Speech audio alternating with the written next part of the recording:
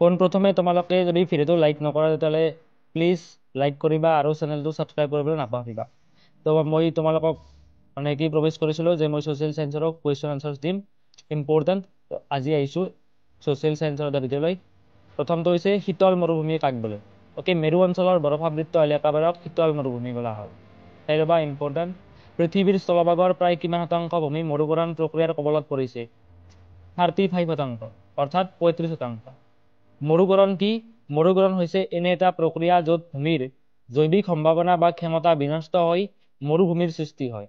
অৰ্থাৎ কি হ'ব, মাটিখিনিৰ যিটো উৰ্বৰতা আছে সেই উৰ্বৰতাটো নষ্ট হ'ব, নষ্ট হৈ তাৰ যিটো ক্ষমতা আছিল সেই ক্ষমতাটো নষ্ট হ'ব, নষ্ট হৈ মৰুভূমিৰ সৃষ্টি হ'ব। তাত মানে কি হ'ব, গছ গছনি গজিবলৈ বন্ধ কৰিব। এইটো কি বুলি ক'ব? মৰুকৰণ বুলি ক'ব। উচ্চ পৰ্বতসমূহ আৰু মেৰু অঞ্চলত থকা বৰফ স্তূপৰ গলনৰ ফলত কি হ'ব? এই কুৱেশ্যনটো কি হৈছিল, এইবাৰ তোমালোকৰ পৰীক্ষাত আহিছিল। অ'কে, MCQত আহিছিল। তো সাগৰ পৃষ্ঠ কি হ'ব? ওপৰলৈ উঠি আহিব আৰু কি হ'ব, মানে কি পৃথিৱীখনত কি হ'ব, পানীৰে ভৰি পৰিব। অৰ্থাৎ পানীৰ যিটো সমস্যা আছে এইটো কি হ'ব, সমাধান হ'ব। এটা কুৱেশ্যন তোমালোকৰ এইবাৰ আহিছিল যে উত্তৰ গোলাৰ্ধ আৰু দক্ষিণ গোলাৰ্ধৰ বিষয়ে। আৰু তোমালোকে মনত ৰাখিবা যে উত্তৰ গোলাৰ্ধত কি থাকে, বেছিভাগ জনসংখ্যাৰ 90% কি থাকে, উত্তৰ গোলাৰ্ধত বসবাস কৰে। আৰু জনসংখ্যা দক্ষিণ গোলাৰ্ধত কি হয়, জনসংখ্যা নাথাকে।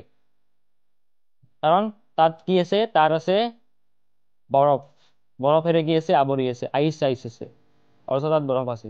আৰু ইয়াতে কি আছে, মাটি, মাটি কিমান আছে, 67%। আৰু দক্ষিণ গোলাৰ্ধত কি আছে, জলমণ্ডল আছে 57%। এটা কুৱেশ্যন আনিছোঁ ভাৰতবৰ্ষৰ ভূগোল চেপ্টাৰৰ পৰা, পৃথিৱীৰ গভীৰতম খাদ কি? তো পৃথিৱীৰ গভীৰতম খাদ হ'ব কি, মেৰিয়ানা বা চেলেঞ্জাৰ খাদ। আৰু এই মেৰিয়ানা বা চেলেঞ্জাৰ খাদটো কোনখন মহাসাগৰত আছে? মনত ৰাখিবা, প্ৰশান্ত মহাসাগৰত। আৰু ইয়াৰ গভীৰতা মানে কি, কিমানখিনি দ? 1022 মিটাৰ। তেনেকুৱা মনত ৰাখিবা, 11 × 2, 11 2 কিমান হয়, 22 হয়।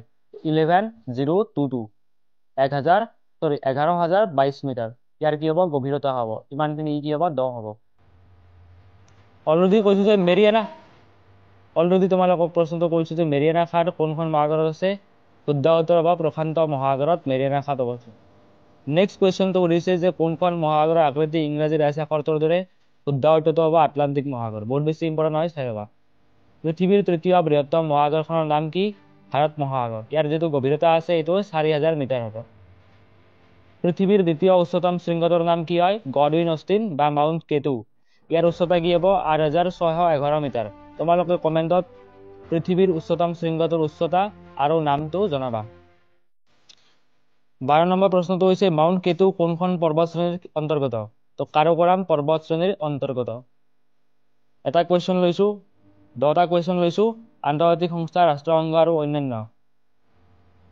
ৰাষ্ট্ৰসংঘ কেতিয়া গঠন হয়? 1945 চনৰ 24 অক্টোবৰ তাৰিখে ৰাষ্ট্ৰসংঘ গঠন হয়। আৰু সেয়ে 24 অক্টোবৰৰ দিনটো ৰাষ্ট্ৰসংঘ দিৱস হিচাপে উদযাপন কৰা হয়। ৰাষ্ট্ৰসংঘৰ চনদত কিমানটা অনুচ্ছেদ আছে? 111টা অনুচ্ছেদ আছে। ৰাষ্ট্ৰসংঘৰ প্ৰধানাংগ কেইটা? সেইটো হৈছে 6টা। ৰাষ্ট্ৰসংঘৰ বৃহৎ অংগটোৰ নাম? তো ৰাষ্ট্ৰসংঘৰ 6টা অংগ আছে। 6টা অংগৰ ভিতৰত আটাইতকৈ ডাঙৰ অংগটো হৈছে সাধাৰণ সভা। নিৰাপত্তা পৰিষদৰ মুঠ স্থায়ী সদস্যৰ সংখ্যা কিমান? কেইখন আছে? 5খন দেশ আছে। মনত ৰাখিবা, America, great Britain, Russia, France আৰু চীন। আৰু ভাৰতবৰ্ষ ইয়াৰ কি নহয়, স্থায়ী সদস্যৰ সংখ্যা নহয়। ভাৰতবৰ্ষ হৈছে এখন অস্থায়ী সদস্য। নিৰাপত্তা পৰিষদৰ অস্থায়ী সদস্যৰ সংখ্যা কিমান? তো কি হ'ব? 10খন হ'ব। নিৰাপত্তা পৰিষদৰ কি হ'ব? 10খন অস্থায়ী সদস্য আছে। আন্তৰ্জাতিক ন্যায়ালয়ত কিমানজন ন্যায়াধীশ থাকে? সেইটো হৈছে 15জন। বহুত বেছি ইম্পৰ্টেণ্ট, মনত ৰাখিবা। ৰাষ্ট্ৰসংঘৰ সচিব প্ৰধানৰ কাৰ্যকাল কিমান? এটা কি আছে, সচিবালয় বোলা এটা অংগ এটা আছে। সেই অংগটোত কি থাকে? এজন সচিব থাকে, ছেক্ৰেটাৰিয়েট থাকে। তো তেওঁৰ কাৰ্যকাল হৈছে 5 বছৰ। কুৱেশ্যন নম্বৰ 9, ৰাষ্ট্ৰসংঘৰ প্ৰথমজন সচিব প্ৰধানৰ নাম কি আছিল? শুদ্ধ উত্তৰ হ'ব নৰৱেৰ ট্ৰাইভল্ডন লী। বহুত বেছি ইম্পৰ্টেণ্ট, মনত ৰাখিবা। বৰ্তমান ৰাষ্ট্ৰসংঘৰ সচিব প্ৰধানৰ নাম কি? শুদ্ধ উত্তৰ হ'ব এণ্টনিঅ গুটেৰেছ। কোনখন দেশৰ পৰা তেওঁ বিলং কৰে? পৰ্তুগালৰ পৰা। এইখিনিয়ে আছিল আজিৰ কাৰণে। তোমালোকে যদি ভিডিঅ'টো ভাল লাগিছে মোক নিশ্চয়কৈ কমেণ্টত জনাবা কেনেকুৱা লাগিছে প্ৰশ্ন উত্তৰবিলাক। আৰু যদি ভিডিঅ'টো ভাল লাগে তেতিয়াহ'লে লাইক কৰিবা আৰু চেনেলটো ছাবস্ক্ৰাইব কৰিবলৈ নাপাহৰিবা। See you in the next video.